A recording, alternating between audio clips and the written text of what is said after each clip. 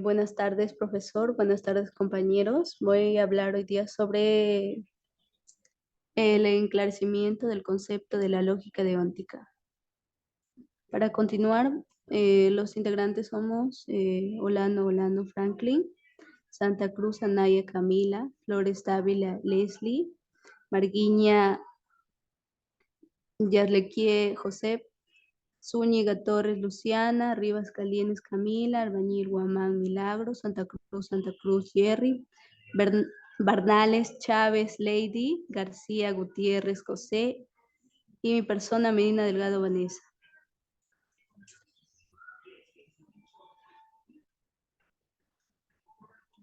En la introducción tenemos la lógica deóntica o lógica normativa.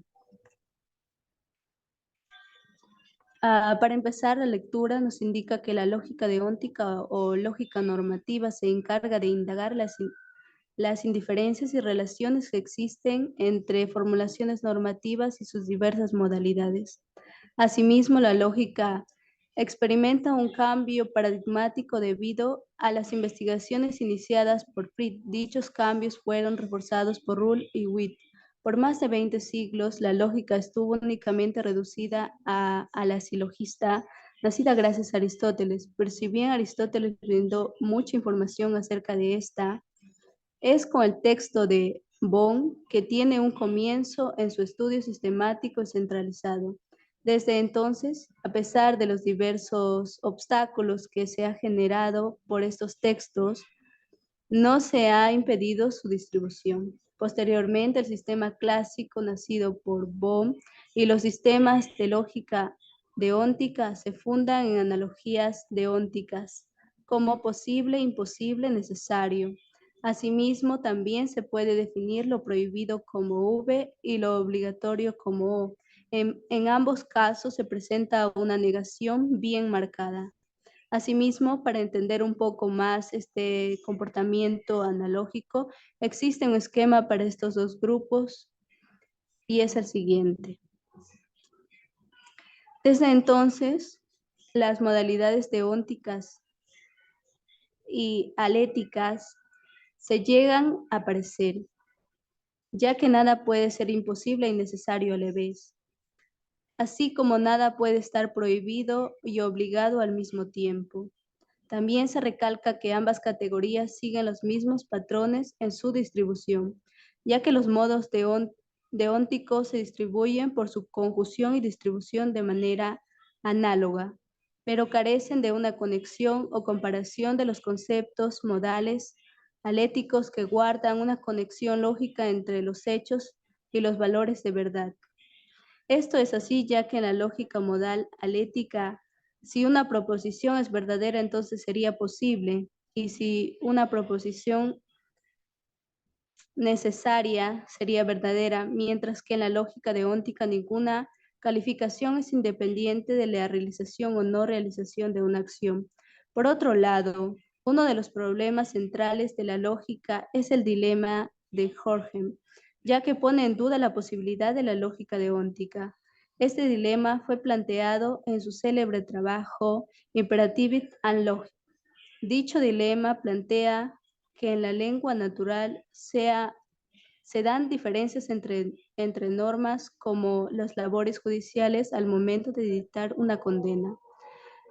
Pero, por otro lado, plantea que tradicionalmente la lógica se ocupa de enunciados apofáticos, de las cuales existen relaciones lógicas inferenciales, debido a que son únicos, susceptibles a ser verdaderos o falsos, y por consiguiente no pueden hablar de una lógica de norma, ya que éstas pertenecen a dichos enunciados apofáticos. Este trabajo pretende efectuar un análisis en torno al concepto de la lógica deóntica a fin de que se pueda esclarecer, ya que esta noción carecía de exactitud, dando lugar a diversos errores.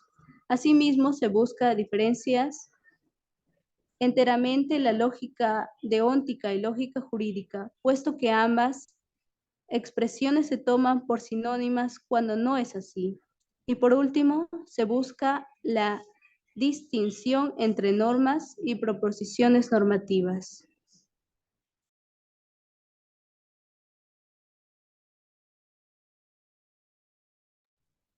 Voy a dar pase a mi compañera Lady, que va a continuar. Eh,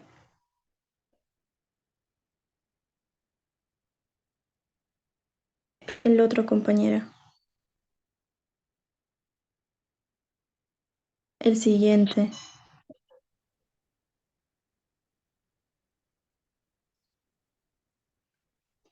Bueno, yo voy a hablar sobre la lógica deóntica. La lógica deóntica es la lógica del deber ser o de las normas.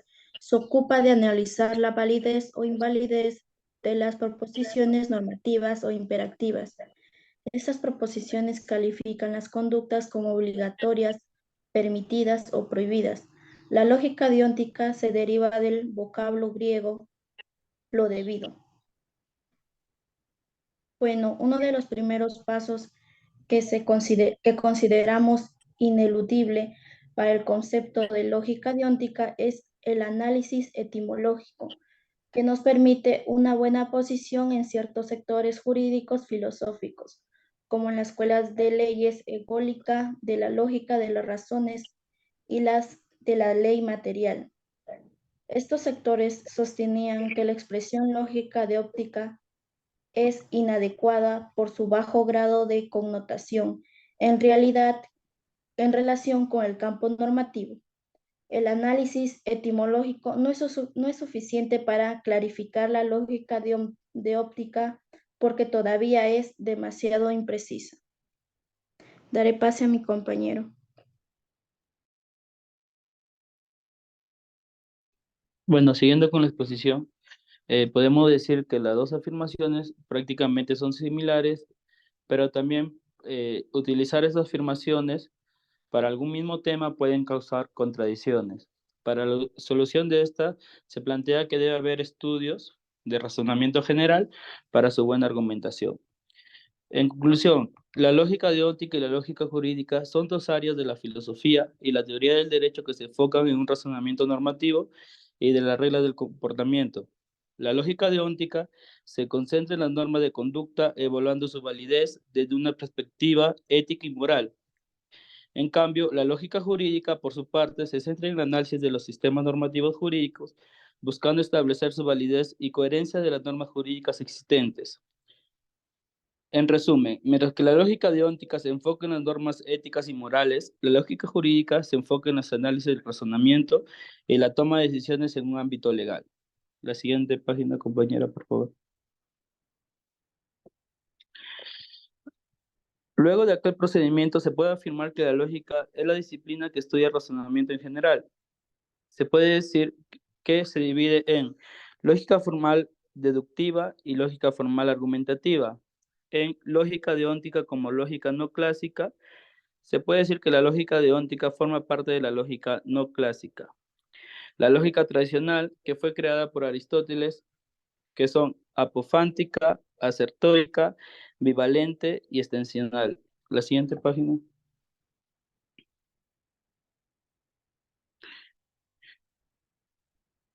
La lógica deóntica goza de cuatro tipos. Lógica deóntica independiente de la lógica modal.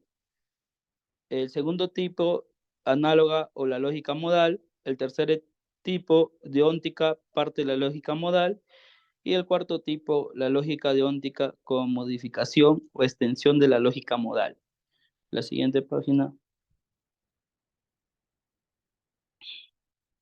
Bueno, hay al menos 5 diferencias distintas entre la lógica normativa y la lógica de las proposiciones normativas. Doy paso a mi siguiente compañero para que explique el resumen de la investigación.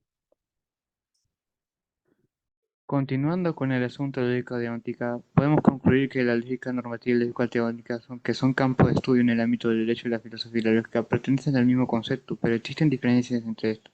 La lógica normativa se enfoca en las relaciones lógicas formales que existen entre las declaraciones normativas, como las leyes y las normas. Por otro lado, la lógica deóntica se considera como una lógica extendida basada en la lógica proposicional, que intenta complementar la lógica clásica sin olvidar sus limitaciones. Por último, se puede entender también que la lógica deóntica es una lógica excéntrica y que es generalmente inconsistente. También se entiende que la lógica deóntica evita malentendidos y facilita un encuentro fructífero entre los lógicos, filósofos y juristas. Esto da por terminado el asunto de la lectura acerca de la lógica teónica o la lógica normativa. A continuación hablaré acerca del análisis del video de la lógica de las paradojas. Primeramente, el video explora las paradojas e incertidumbres que existen dentro de las matemáticas, un campo que generalmente se considera exacto y sin ambigüedades. El video analiza la posibilidad de que algo sea verdadero y falso a la vez, o de que una afirmación no pueda determinarse como verdadera o falsa. También se aborda el concepto de lógica y su papel en la formalización del conocimiento matemático. El video profundiza en la obra de Bertrand Russell y su rebelión contra la idea de que los axiomas no podían contradecirse. También se explora la contribución de Friedrich Frege a la lógica moderna, así como la importancia de formalizar el conocimiento matemático para construir una base fiable sobre la que se pueda formular teoremas matemáticos. La lógica de las matemáticas se asemeja a la gramática de la disciplina, ya que todos los enunciados matemáticos se construyen utilizando lenguajes lógicos. Por consiguiente, nos explica que conoceremos los fundamentos de la lógica matemática y las paradojas que la desafían. En el segundo Congreso Internacional de Matemáticas celebrado en París en 1900, David Hilbert propuso una demostración para comprobar si todo enunciado matemático podía demostrarse como verdadero o falso basándose en los nuevos fundamentos lógicos. Sin embargo, una carta de Bertrand Russell en 1902 presentaba una paradoja, un enunciado que no podía demostrarse como verdadero o falso. Se trataba de un problema fundamental para los sistemas lógicos, y el descubrimiento de Russell desafía los límites de la lógica matemática de la época. Un ejemplo de este tipo de paradoja es la paradoja de Barber o la paradoja del conjunto de Russell, que puso de relieve la importancia de la contradicción en la lógica y cómo puede colapsar todo un sistema de acciones. En otro rasgo importante del video es cuando explora en donde se explora la lógica y las paradojas, discutiendo como la dificultad en la autorreferencia de conjuntos conduce a contradicciones. El video presenta a Fido, un perro cuya lista solo contiene animales blancos, y plantea la pregunta de qué color es Fido. La respuesta está en la paradoja de que si un conjunto puede contener a sí mismo como elemento, la teoría de Bertrand Russell propone que algunos conjuntos pueden, mientras que otros no. El video continúa con la paradoja de Barber y el descubrimiento de Russell del conjunto de todos los conjuntos que no se contienen a sí mismos como elementos, lo que lleva a más contradicciones. Luego, el video analiza el concepto de incompitud en matemáticas, introducido por Kurt Gödel en la década de 1930. El teorema de Gödel demuestra que un sistema formal describa la aritmética es esencialmente incompleto en el sentido de que no hay enunciados verdaderos que no pueden demostrarse formalmente dentro del sistema. El video también incluye una demostración de una paradoja lógica que ilustra el concepto de verdad y de falsedad, destacando la importancia de una formulación cuidadosa de los enunciados. El video ofrece una visión intrigante del mundo de la investigación matemática y de los gigantes intelectuales que siguen ampliando los límites del conocimiento. Por otro lado, el orador analiza el concepto de demostración de afirmaciones dentro de un sistema lógico específico, como un sistema jurídico. Explica que es necesario seguir las reglas específicas del sistema para demostrar una afirmación. A continuación, el orador aborda el teorema de incompitud de Gödel, que afirma que algunos enunciados matemáticos no pueden demostrarse como verdaderos o falsos dentro de su propio sistema lógico. Utiliza el ejemplo de enunciado. Este enunciado no es verdadero, para ilustrar cómo algunos enunciados no pueden ser ni verdaderos ni falsos.